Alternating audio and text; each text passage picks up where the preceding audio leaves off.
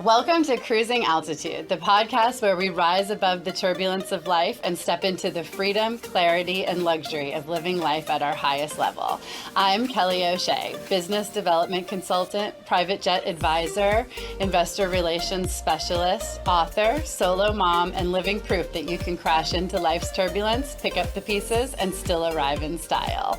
Whether you're navigating business, healing, or building a life that feels limitless, this is your boarding pass to living a life you were brave enough to chase. So buckle up, we're ready for takeoff.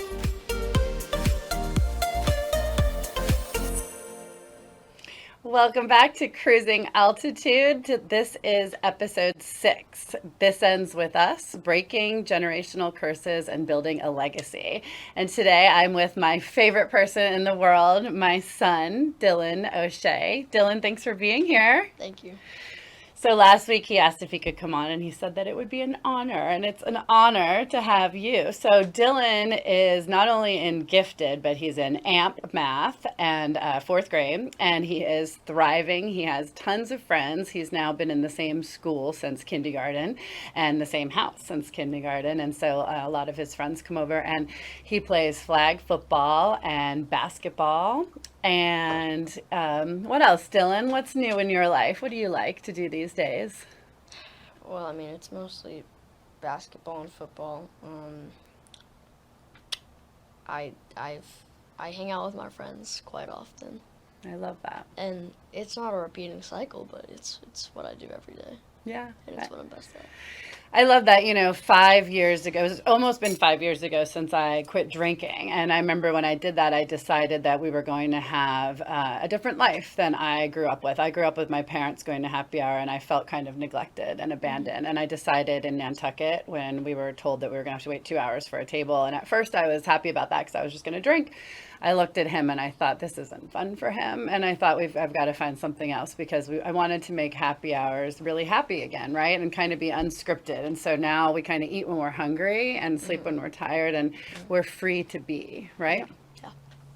Right. So I want to just share a couple stories. So, I think I've shared a bit about how I separated from his father, and unfortunately he did pass away 5 years ago, and then 4 years ago I stopped drinking and really began then to rebuild my life with the help of Dylan. He's always been my biggest fan and source of encouragement and inspiration. And also, I also knew that I could take my husband's, Charles, rest in peace, his Social Security benefits if my income dropped below a certain level. And so honestly, as I was going through problems with the business partner and frustration with my longest standing client starting to kind of ruin my reputation down here, I kept hearing Charles in the back of my mind going, you know what I want you to do with that money? Whatever the fuck you want.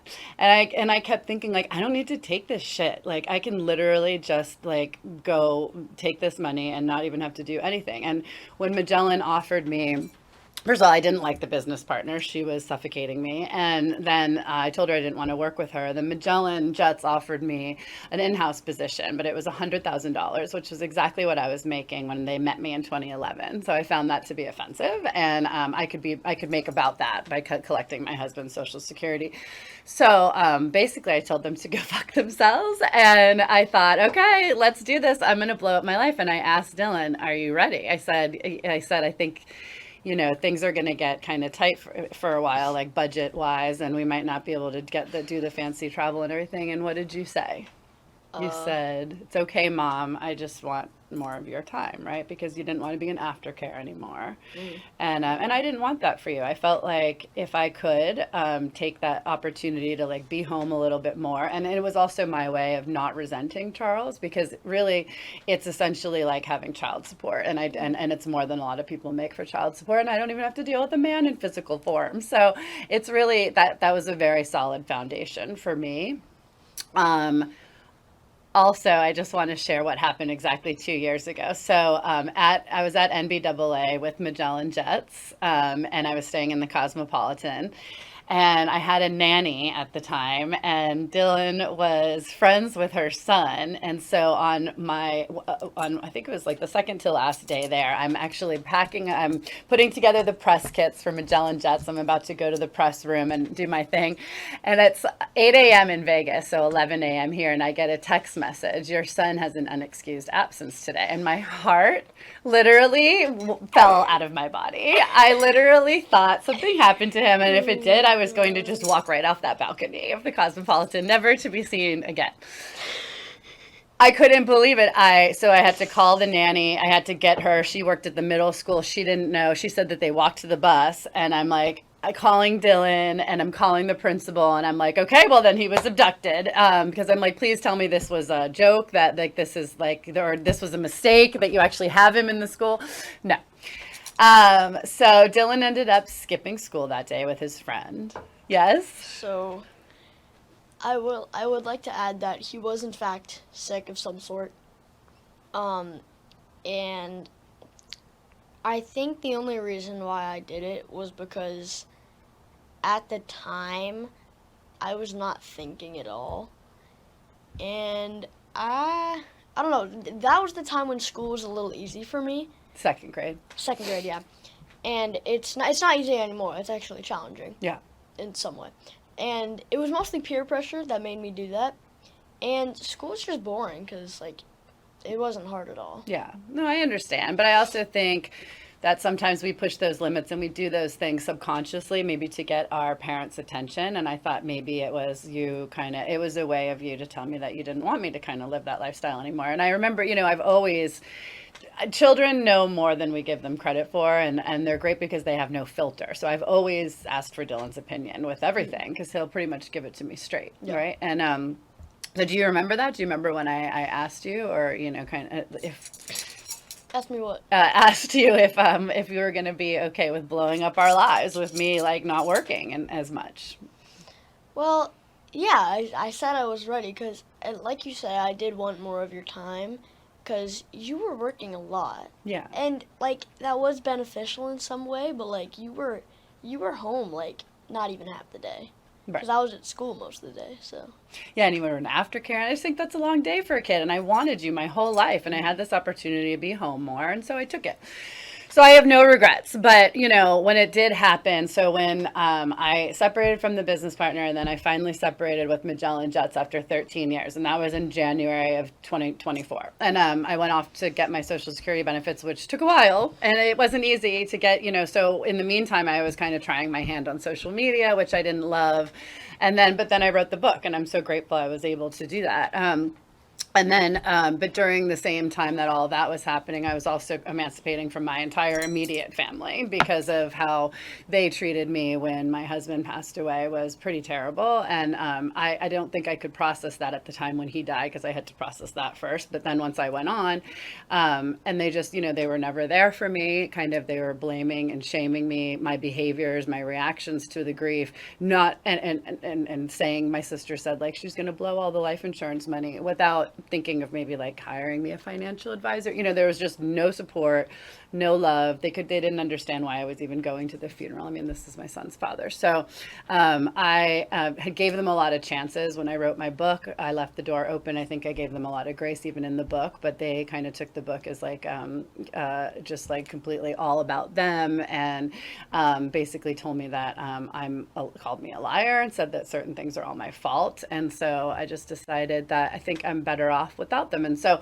my family, maybe I wasn't supported my whole life, but by my sisters and my parents, but my family, the new legacy starts now. It starts with Dylan. And, after all that happened, and then writing the book, and this whole time, it's not easy to exist on a fixed income, and I know we deserve more. And, I started to really come back, and I started to rebuild, and I started to relaunch my company for business development service, go into sales for Fly Alliance, do all these things to really get wealth back into our family. And this time we're going to do it the right way. You know, I learned a lot of lessons. I lost a lot. Thank God I kept everything that mattered, right? My health, my son, my dog, my house, my car.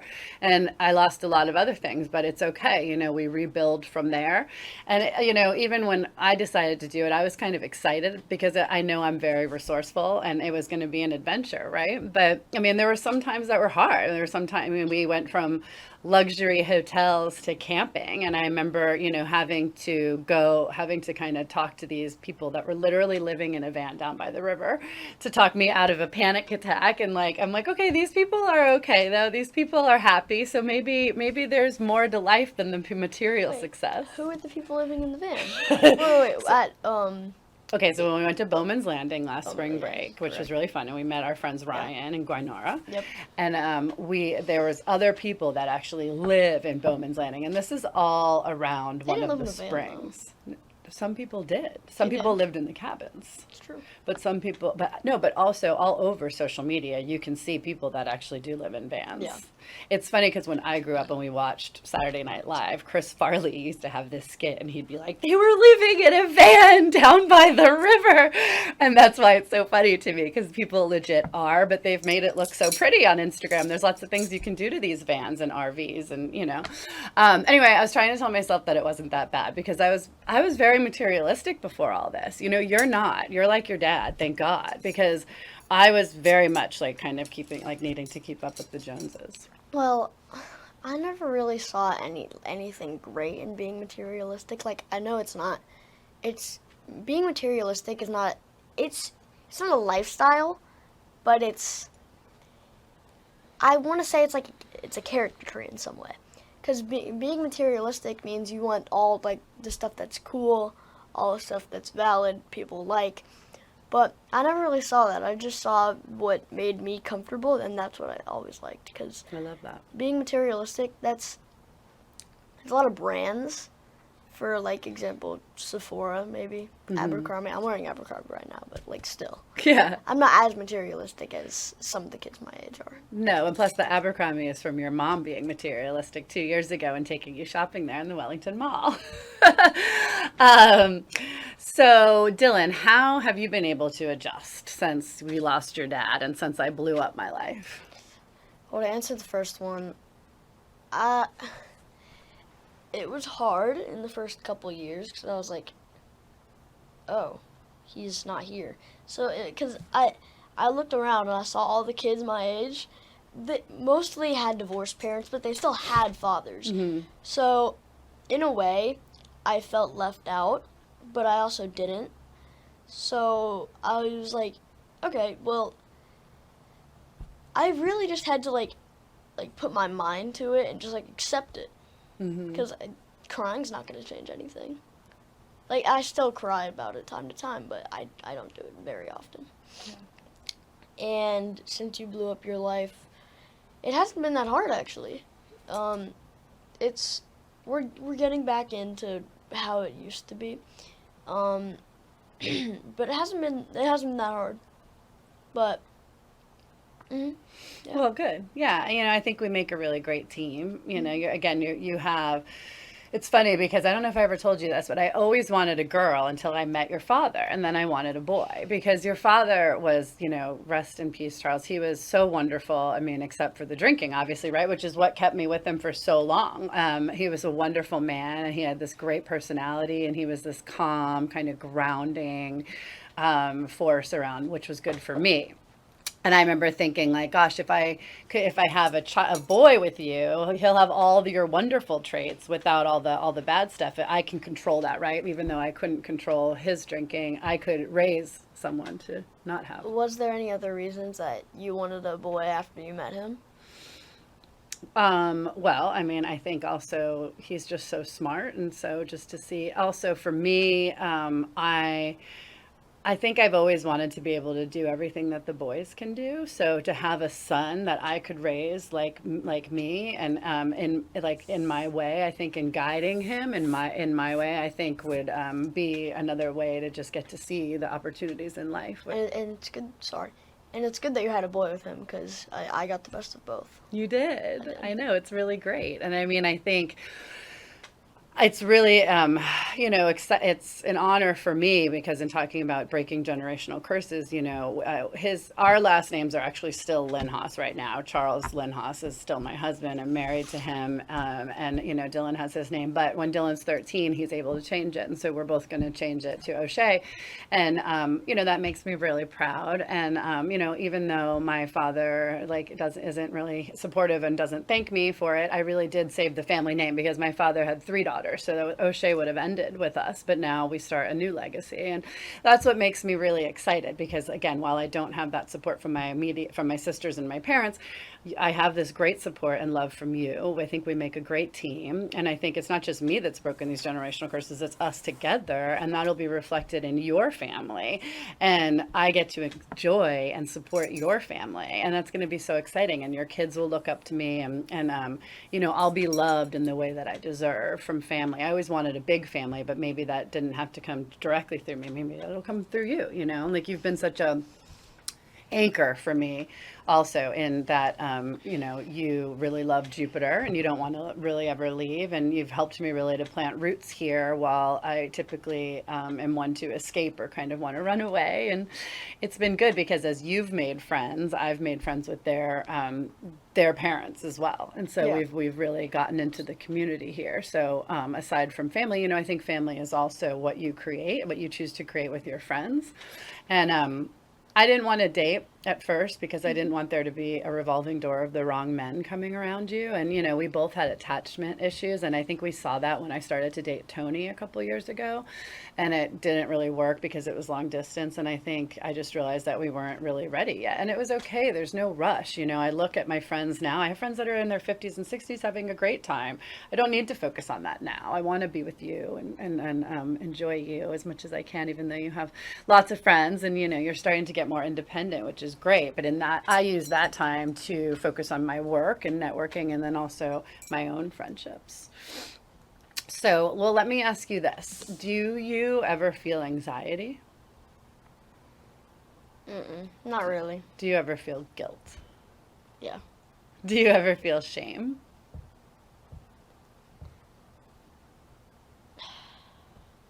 No, that's a hard one. Because shame, if I said no, then I'd look selfish. If I said yes, then I'd look sensitive. No, But shame you don't need to feel. If you made a mistake, you can feel remorse, but you don't need to feel shame. I don't always feel shame. Why do you feel guilt? Guilt and shame aren't the same thing. Right. But guilt, maybe like I lied about something that I shouldn't have, or like I did something that probably wouldn't be good. Mhm. And I guess shame is like, Shame is like, What I is can't shame? believe I did that. I'm such a horrible person for doing that. And, like the reason I felt shame was because my family would further enact that in my mind when I would do something bad, right? Like, And then, but you don't need, the point is you don't need to beat yourself up. Like you're going to make mistakes. That's what Yeah. you're only 9.5. Yeah. You're going to be 10. and then what is guilt? What is guilt? And then, well, yeah, guilt is when you feel bad for doing something, but it could be valid or invalid. Like there's certain forms of guilt that are not valid. Like I grew up feeling guilt because of the way that I was raised, and because of my mother. And so I was actually hoping that you were going to say that you don't feel guilt. I was going somewhere with these questions. No. And I feel both of those things. I just don't feel it as often because everything I do is for a reason. Right. Yeah. So you think things through. You are cautious. You are like your dad in that sense too. Well, depends what the situation is, and it depends what state I'm in. Hmm. Not physically, mentally. Right. Well, do you feel loved? Loved or love? Loved. Yeah. Do you feel seen? Do you feel free? Yeah. Okay. I feel seen by most people. That is how we break generational curses, though, right there. So when I felt anxiety, guilt, and shame, that didn't necessarily come from me. It comes from generational people, the people above me, and I talk about this in my book. And so the point of parents facing and feeling that stuff, the not so good stuff that we typically want to run away from, or those are typically the things I would have drank away. But it's sitting with those things and facing them, right? And they're called shadows also. So there's parts of myself that I didn't like, and a lot of it is like I'm like my mother in a sense. And Charles would say those things to me when he was yelling at me.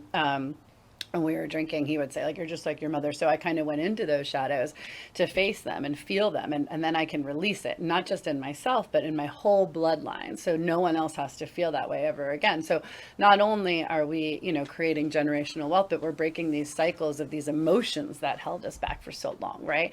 And then the generational wealth, that is important to me because I come from Irish lack and scarcity. And I don't, and a grandfather who couldn't make it as an entrepreneur. So I really feel like I was the one that was chosen to break all these curses in the family, to stop drinking, to raise my child in a different way so that he feels seen and loved and supported and free.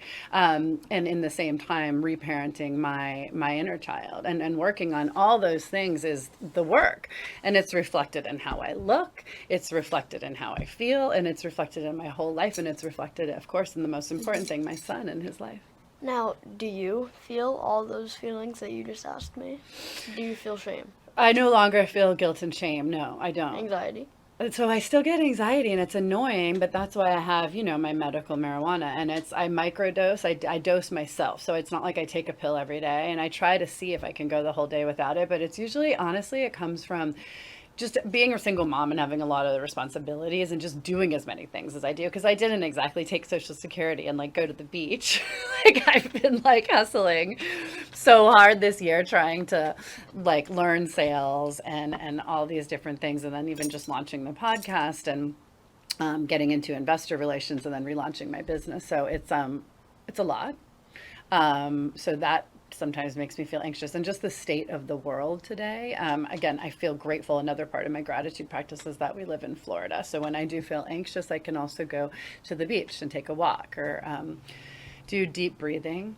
But it helps me to be in the house, and it helps me to be around you and Bailey. And I'm really proud that I was able to create a home that is like a sanctuary, not just for me, but, because I do believe that we all need that to heal, even if it's just a room. But for me, my room and my bathroom, but then the whole house. I love how you just like to chill there, and we just like to have days where we're just hanging out. Yeah. And, sorry. It's okay. Do you feel loved, seen, and free?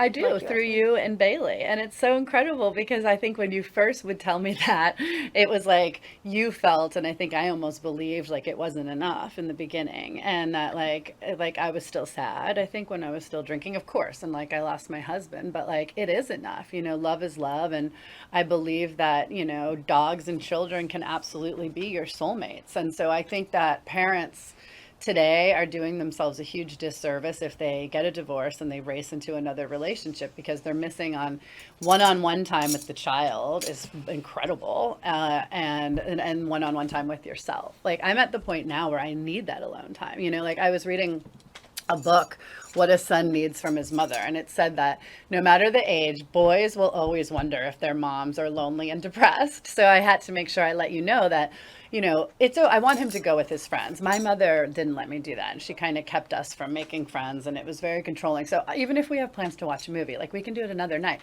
Thankfully, I have so much going on with my personal brand and my career that if he decides to go off with his friends, I have something else to do at home, so it's okay. And I'm grateful that we're able to kind of flow in the house and that you want to be there. Yeah, it's important to me. Yeah, over the years, our home has been becoming much more of a safe place every minute, because it's exactly what I like. You've adjusted it to the point where I don't think it could possibly get better with any other furniture in the world. Thanks. And yeah, it's not my only safe space, but it's where I feel most comfortable. And I'm not introverted. It's what makes me comfortable. Yeah, I know that's good. I think we all need space to recharge. I'm an extrovert, but like I was saying, I'm busy with work lately during the week, so sometimes I just need to recharge on the weekends, and it's like healthy and it's okay. And I think like in my family, we weren't allowed to just sit and just chill and just be. And if we were alone, it's like we were mad at someone or something. But it's so necessary. Like yesterday, I just wanted to be alone all day, and like for me too, I spent my whole life running away from myself, and I just found myself. So I kind of want to spend time with her. And I think it's an important balance, but in that way we're a good team. And what else? So you love Jupiter. Mhm. You want to stay there for a long time. Yeah. What else about your life you think could anything that could be better? No. Well, I mean, well, yeah, the presents I'm getting for my birthday and Christmas, but Oh yeah, we're looking forward to that. yeah, because in the future, there's going to be more stuff that I'm into, like cologne, clothing, stuff like that. And so my life is going to get better as I like go from phase to phase, like liking and getting into other things. Yeah. Yeah, it's exciting, and I think a lot of parents, especially around this age, or you're going to be 10 next month, a lot of parents are like, oh, my baby's not a baby anymore. But I love the baby phase, but I also love this phase. I love every phase. I love that you turn more and more into like an actual human every day. And it's fun and it's exciting. And I love the things that you say. And I love to hear your take on the world, and to live, through you and with you is exciting. And, I think the more I'm proud of myself too, because I remember 3 years ago when I was with the business partner in Costa Rica, and I said to myself, I hope that I can find a way to come back here on my own someday, and we're actually doing that this Thanksgiving. And so that, that's not bad. It was 2 years ago where I decided like to blow up my life, and now we're getting back to traveling on our own terms. And so and that's really what I want more than anything materialistic. The driving force behind my work is really to feel safe and secure, and again to really start to accumulate that wealth and build it. I see Dylan having like the family office of Dylan O'Shea one day, but I want to spend it on, because you're so good at math. Hey, it could happen. I'm making a guy in finance, 6'5", blue eyes, trust fund. So I had to say that, sorry. But I'm proud of myself that we're going to go to Costa Rica. And I think I decided to, like, if I could make it to this point where I could get us back to traveling on our own, like, I really don't need anything else. I don't need anything else to complete me. I have it all within me, within my home, within this life I created. And I think anything else is just a life enhancement. And I'm following Dylan's lead by making friends, and it's good. Even this morning, I got like 3 very loving texts from friends, and it's a great start to a new chapter, and eventually through that, I'll learn how I want what I want in a romantic partner. I just want to read the dedication of my book that I wrote to you. Wait. Yeah, go ahead. So, with the relationship thing, it's different with every guy, right? I think I don't want to be controlled by them, because they're not my biological father. Yes, if you do get married, which is a low chance until you're 60. Yeah, not losing that social security. But yeah, I don't think until then, I don't think I'm gonna like fully take orders from them. Yeah, I'll do favors, but I'm not gonna treat them like my father until they actually are. Yeah, of course. You know what I mean? Yeah. Yeah, you go with the flow. Yeah, because I'm not gonna just let them like come in, date you, and then just like boss me around. Yeah, of course that's not. not fair. No, we're a team. Yeah. Tell them what you said though, real quick. So 2 years ago, also, but before I blew up my life, 6 months before I blew up my life. So I blew up my life in October of 2023. That was when it all started. Because I was in Vegas, and that I got in the news about you. I knew he was safe, so that was fine. But I also knew that I was going to have to stop this for a while, because Magellan had also said that $100,000 a year job came with traveling once a month for a whole week up north. So I'm like, I don't want to do that. And so, but then 6 months prior to that, we had gone out to California because I had a job with one of the yachting companies. But I took it because I wanted to see Cliff. And I gave him an opportunity to come see me, and he didn't take it. But he did text me first thing in the morning asking me to come over because like he was drunk, and I'm like nothing had changed in 20 years. And I didn't really take it. I was not going to do it at all. But I was like texting him just to see what he actually thought I was going to do with my son. You know, he's like, oh, I'll put him in front of the TV. I mean, you're 7.5 at this point. So what did you say when he called me a good girl?